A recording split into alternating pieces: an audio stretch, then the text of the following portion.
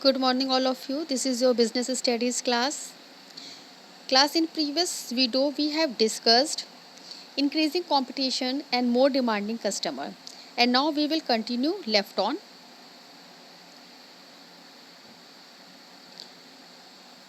Rapidly changing technological environment. Third point है before और prior to new economics policy जैसे new economics policy I there was a small internal competition only but after the new economics policy the world class competition started new economics policy के बाद world class competition शुरू हो गया and to stand this global competition the companies need to adopt the world class technology. अब इस competition में अपने आप को सर्वाइव करने के लिए कंपनी ने नई नई टेक्नोलॉजीज़ को अडॉप्ट किया। To adopt and implement the world class technology the investment in research and development department has to increase, जिसकी वजह से हमारे टेक्नोलॉजीज़ में रिसर्च एंड डेवलपमेंट डिपार्टमेंट को बढ़ावा मिला। फोर्थ पॉइंट है आपका necessities for change prior to 1991 business enterprises could follow the stable policy, कुछ पॉलिसीज को स्टेबल किया for a long period of the time but after 1991 the business enterprise have to modify. 1991 के बाद जो business enterprise था वो काफ़ी modify हुआ their policies and operations from time to time. नए हर समय पे इन्होंने नई नई पॉलिसीज़ और ऑपरेशन को अपने में लाया। नेक्स्ट है need for developing human resources before 1991 पहले India enterprises were managed by inadequately trained personnels. New market condition require people with higher competence skill and training जाए, लेकिन जो न्यू मार्केट कंडीशन थी उसमें जो भी लोग चाहिए थे वो बहुत ज़्यादा हायर स्किल के होने चाहिए, बहुत ज़्यादा ट्रेंड होने चाहिए। Hence Indian companies felt the need to the develop their human skill, जिससे ह्यूमन स्किल्स काफ़ी से काफ़ी डेवलप किया। नेक्स्ट है market orientation. Earlier firm were following selling concept. पहले क्या होता था, केवल सेलिंग कॉन्सेप्ट था, मतलब कि produce first and then go to market. चीज़ें प्रोड्यूस होती थी और मार्केट जाती थी, लेकिन जैसे ही but now companies follow marketing concept. जैसे ही मार्केटिंग कॉन्सेप्ट कंपनियों ने अडॉप्ट किया, फिर क्या होने लगा, उसमें प्लानिंग प्रोडक्शन, सबसे पहले प्रोडक्शन की प्लानिंग की जाती थी on the basis of market के बेसिस पे, फिर research, need and want to customer, इन सब चीज़ों पे ध्यान दिया गया।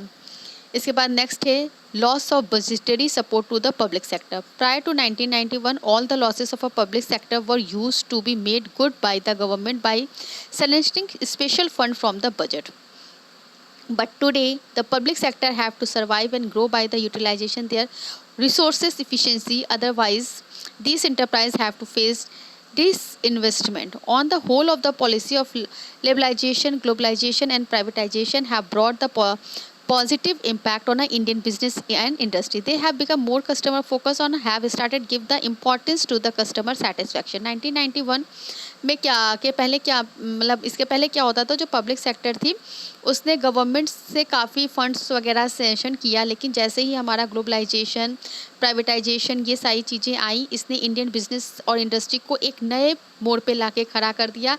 मोर कस्टमर फोकस, इसमें चीज़ों कस्टमर फोकस पे ज़्यादा ध्यान दिया जाने लगा and started giving importance to the customer satisfaction. इसमें कस्टमर की सेटिस्फैक्शन ज़्यादा से ज़्यादा होने लगी।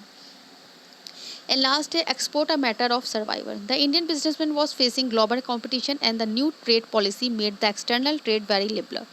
As the result, to earn more foreign exchange, many Indian companies joined the export business and got lot of success in that. Many companies increased their turnover more than double by starting the export division.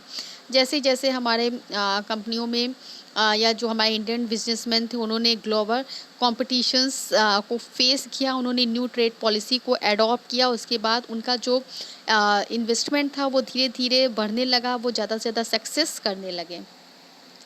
अब इसके बाद आपका आता है managerial response to change in business environment. Business environment में manager response क्या है देखते हैं। इसमें आपका जो पहला पॉइंट है वो है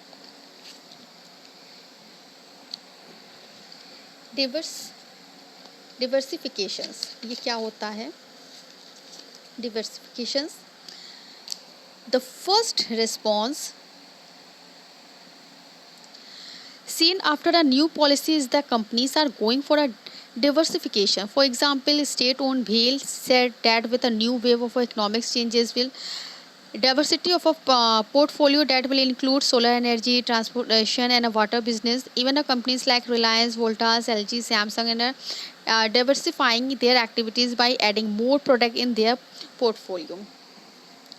डिवर्सिफिकेशन क्या होता है? जब एक प्राइवेट और ग्लोबलाइजेशन आया, मतलब प्राइवेटाइजेशन और ग्लोबलाइजेशन आया, तो कंपटीशन क्या हुआ? बहुत ज़्यादा बढ़ गया। अब बढ़ा क्यों ये कंपटीशन? क्योंकि अभी तक कंपटीशन जो था वो इंडियन कंपनीज के साथ होता था, बट प्राइवेटाइजेशन और ग्लोबलाइजेशन के आने के साथ अब ये जो कंपटीशन था वो मल्टीनेशनल कंपनी के साथ होने लगा। अब इसके बाद सेकेंड पॉइंट है आपका joint ventures, collaborations, and constellation of multinationals. Most of the multinational companies came to India through joint ventures. ज़्यादा से ज़्यादा जो मल्टीनेशनल कंपनीज थी वो इंडिया में जॉइंट वेंचर्स के द्वारा आई, जैसे Ford enter with Mahindra and Mahindra, Jaguar enters with Tata motors, Honda enters with Siel, General Motors with Hindustan motors, Vodafone is planning to the merge India. अब ये joint venture, collaboration and constellation of a multinational क्या होता है, इसे देखिए। लिबरलाइजेशन के बाद जब न्यू इकोनॉमिक्स पॉलिसी आई या इससे न्यू इकोनॉमिक्स पॉलिसी को अडॉप्ट किया गया, तब से ये चीज़ें काफ़ी होने लगी। मल्टीनेशनल कंपनी इंडिया में किसी भी कंपनी के साथ कॉन्ट्रैक्ट कर लेती थी। जब एक कंपनी एक या दो कंपनी के साथ मिल के वर्क करती थी तो इन्हें ही हम जॉइंट वेंचर्स, कोलैबोरेशन के नाम से जानते थे। ब्रांड बिल्डिंग क्या होती है? After a new economics policy, the brand building, goodwill, and image of a company has become an important element for the promotion of a company. Now, companies are spending huge amount on a various promotional activities such as advertisement, sales promotion, etc. for brand building. किसी भी product पे जो कि उसका नाम होता है, अपनी ब्रांड को आगे बढ़ाना बहुत ही ज़्यादा इम्पॉर्टेंट हो गया था। साथ ही साथ कॉम्पिटिटर अपनी ब्रांड को आगे बढ़ाना चाहता था, इसलिए कंपनी एडवर्टीजमेंट वगैरह पे ज़्यादा से ज़्यादा खर्चा करने लगी। इसके बाद आपका आता है use of latest technology. To get the first mover advantage, companies are trying to get the latest technology first in their product. The expenditure at a research and development department is increased by all the companies. Change in the technology is very important for all the companies, especially companies in IT, computer, laptop, phone manufacturing.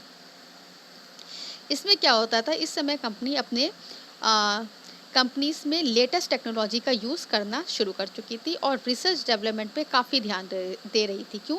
जिससे कि उसकी company में new technology आ सके। इससे product की quality तो improve होती है, साथ ही साथ प्रोडक्शन कॉस्ट भी हमारी घटने लगती है। अब इसके बाद आपका आता है improve compensation level. With the entry of MNC, this is a lot of changes seen the salary packages of all the employees in a managerial as well as technical services. The starting salaries of the engineer and management graduate have risen significantly. Companies are following the performance linked bonus scheme incentives, and a better performance is becoming common. जब से multinational company आई, इन्होंने अपने salary packages काफ़ी बढ़ा दिया, incentives वगैरह काफ़ी बढ़ा दिया। जितना अच्छा परफॉर्मेंस वहाँ एम्प्लॉयज़ देते थे, अपने टारगेट को पूरा करते थे, वैसे उनकी सैलरी भी हाई होने लगी। अब इसमें जो लास्ट है वो है customer focus. The focus of the market is totally shifted from producer to consumer.